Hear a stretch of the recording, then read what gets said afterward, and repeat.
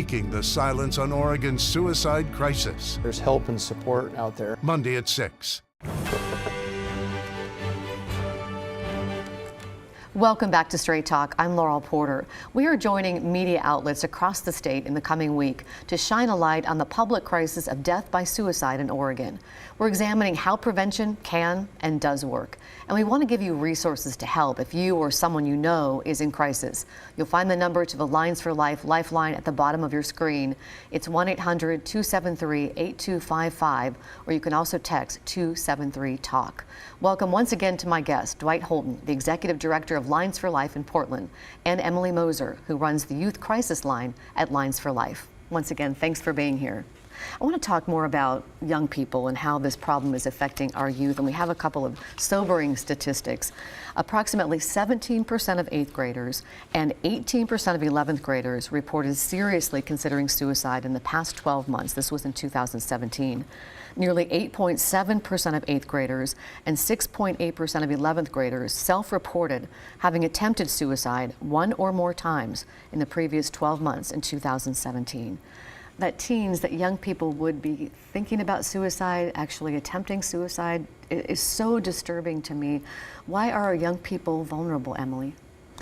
You know, there's a variety of reasons that make anyone vulnerable to suicide, but when you're thinking about teenagers in general, it's just a stressful life that they lead now, and there's a lot for them to think about just across the board on a regular basis. It's kind of a new normal, I think is the best way to put it, with all of the variables that young people are dealing with right now. Dwight, do you think young people today are more stressed than in generations past? You know, Emily helped me understand this when I started at Lines for Life. The stress that you or I might feel about making a mortgage payment or making payroll at Lines for Life is physiologically exactly the same stress that a teenager feels from a bad grade or a relationship challenge or a fight with their parents. The difference is I've got 53, 54 years of developing coping mechanisms and figuring out how to ask for help in a way that the teens don't.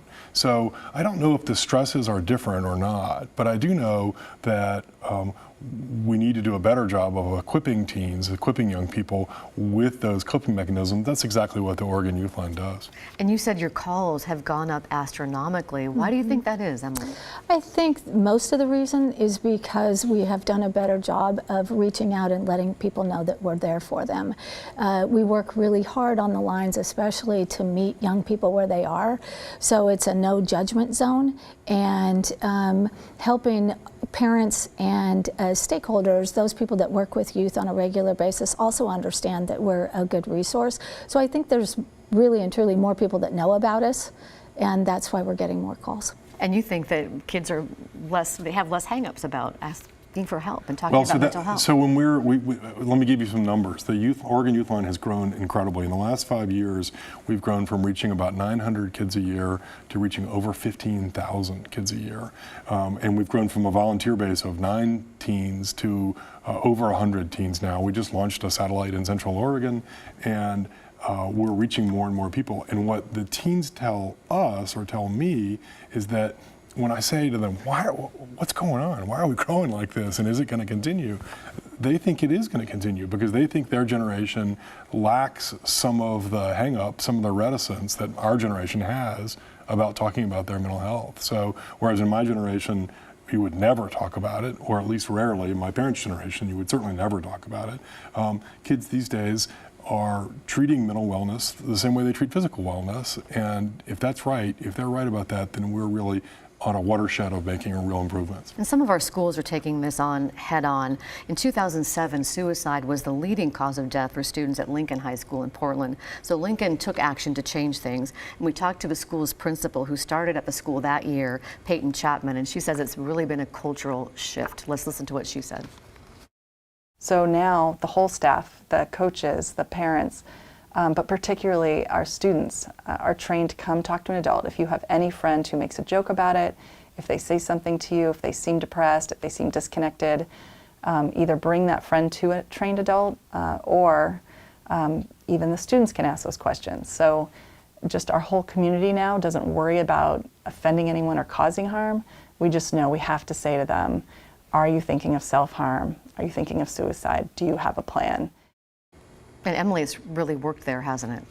Absolutely. Yeah, it is a community that brings it all together, and at Lincoln High School, that's what they've created, a community that includes students, administrators, coaches, parents, and all together training them in such a way that there is the fear associated with asking, are you thinking about suicide, has been reduced. Yeah, Principal Chapman has really set the gold standard, and there are other places we're working really hard. We work with schools in the Willamette Education Service District down in Yamhill, Lynn, and other counties there who are working very hard to make real path-breaking efforts at reaching kids, at tearing down the stigma around getting help. It's really encouraging. And we're hearing there may be budget cuts that would cut back the school psychologist at Lincoln to 3 days a week.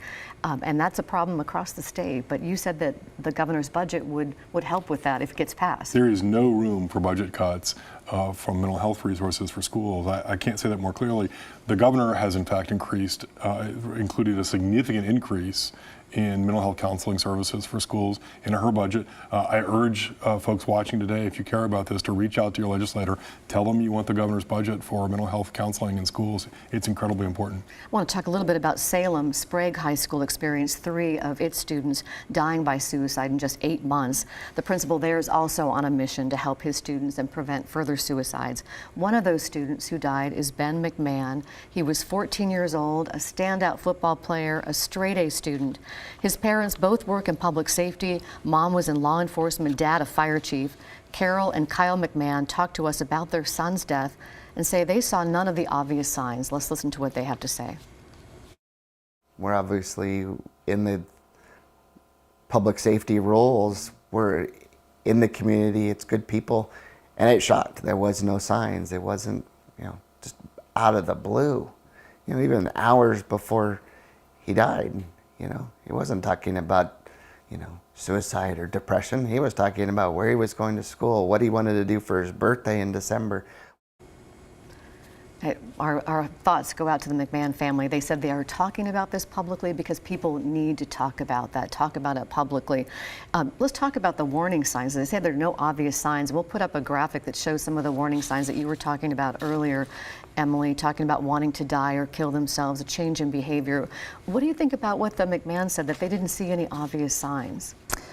It is really complicated, but I would say to start with that when you think about young people in general, that sometimes adolescent behavior, teenage behavior can be mistaken, or you can think through that maybe my child's just acting like a teenager today, or oh, they're just being emotional, or whatever that means, and end up sort of dismissing some of the things that you might notice otherwise that really are signs that they're reaching out for help.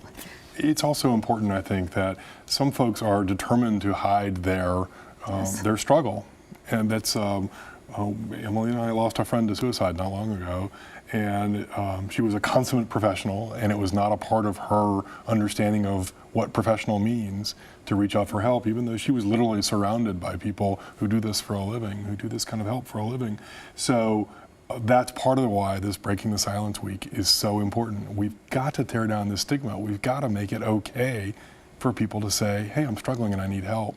And I think that you bring up a really good point, particularly when we're talking about parents, because as a parent, it's just incredibly scary to think that your child could be that one that's at risk. So being able to reach out to your own child and ask if you're thinking about suicide or if you're okay with your mental health. That's a hard thing to do. Really hard thing to do. Really hard. Especially if you don't think anything is really wrong. Yep.